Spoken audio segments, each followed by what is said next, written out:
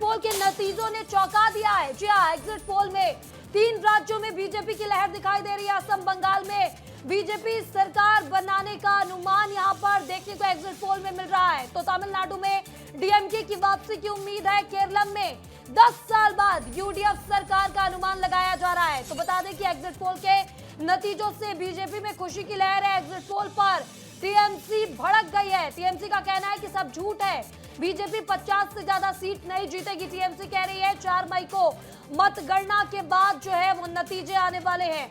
तो इस वक्त की बड़ी खबर आपको बता रहे हैं, एग्जिट पोल जो है वो चौंका देने वाले हैं और कल शाम से ही लगातार एग्जिट पोल आने शुरू हो गए हैं।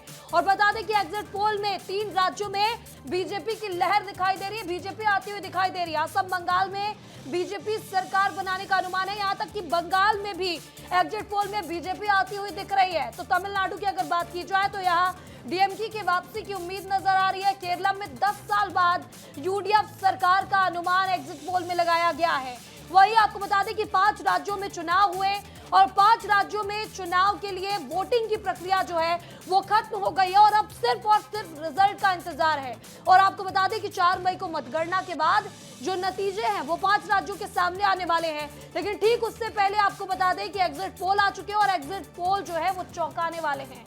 तो पश्चिम बंगाल, तमिलनाडु, केरल, असम और पुडुचेरी विधानसभा चुनाव के एग्जिट पोल नतीजे आ चुके हैं। 5 राज्यों में इस बार रिकॉर्ड वोटिंग हुई है और सबसे बड़ा फैक्टर वोटर लिस्ट रिवीजन यानी कि एसआईआर को बताया जा रहा है। और इस बार वोटिंग का प्रतिशत बढ़ गया है। महिलाओं को कैश सहायता, मुफ्त यात्रा और आरक्षण जैसे वादों ने महिला वोटर्स को बड़ी संख्या में बाहर निकाला है। इस बार महिला का वोट प्रतिशत पुरुषों की तुलना में बंगाल, तमिलनाडु में 2% अधिक रहा है। वहीं असम में 1%, केरल में 5% और 0.0 और पुडुचेरी में 3% ज्यादा रहा है। एग्जिट पोल के नतीजे ने इस बार सबको चौंका कर रख दिया है। एग्जिट पोल में 3 राज्यों में बीजेपी की लहर, असम, बंगाल में बीजेपी सरकार बनाने का अनुमान नजर आ रहा है। तो तमिलनाडु में डीएमके की वापसी की उम्मीद है। केरल में 10 साल बाद यूडीएफ सरकार का अनुमान लगाया जा रहा है।